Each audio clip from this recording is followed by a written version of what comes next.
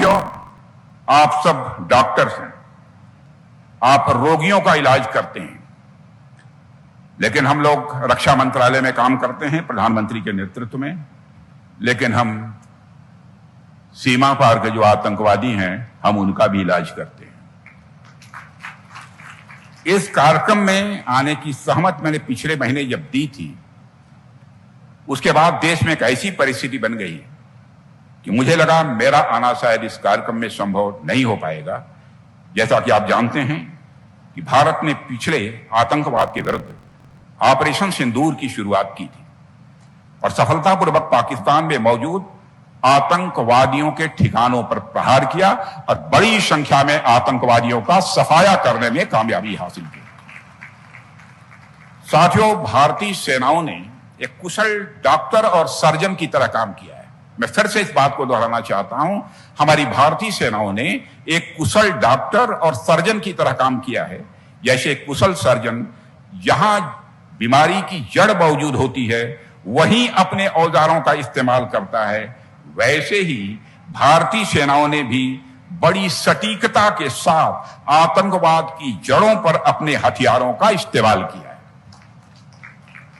मगर जैसा कि पाकिस्तान की वह आदत है कि जल्दी वह मानता नहीं है, उसने भारत की जमीन पर हमले करने के प्रयास करने प्रारंभ किए। आम नागरिकों को भी वह निशाना बनाने का प्रयास किया है। मंदिर, गुरुद्वारों और गिरजाघरों पर को निशाना बनाया गया। उसके जवाब में भारतीय सेनाओं ने जो कार्रवाई की है उसने पाकिस्तान की फौज को घुटनों पर लाकर खड़ा कर दिया। हमारी जवाबी कार्रवाई इस बात का जब हो रही थी, इस बात का पूरा ध्यान रखा गया कि पाकिस्तान के आतंकवादी ठिकानों पर ही प्रहार किया जाए, जहां सिविलियंस रहते हैं वहां पर किसी भी प्रकार का अटैक नहीं होना चाहिए। एक कुशल सर्जन की भांति भारतीय सेनाओं ने ऑपरेशन किया है और इसके लिए मैं उन्हें बहुत बहुत बधाई देता हूं और उनका मैं समझता हूं तालियां बजाकर सेना के जवानों का अभिनंदन किया जाना चाहिए। साथियों, यह आप सब ने महसूस किया होगा कि सैनिक और डॉक्टर दोनों के काम और प्रतिबद्धता में काफी समानताएं हैं।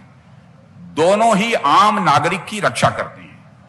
एक स्वास्थ्य की रक्षा करता है और दूसरा राष्ट्र की रक्षा करता है। दोनों का डिसिप्लिन और ट्रेनिंग भी बहुत ही डिफिकल्ट होती है, बहुत ही कठोर होती है।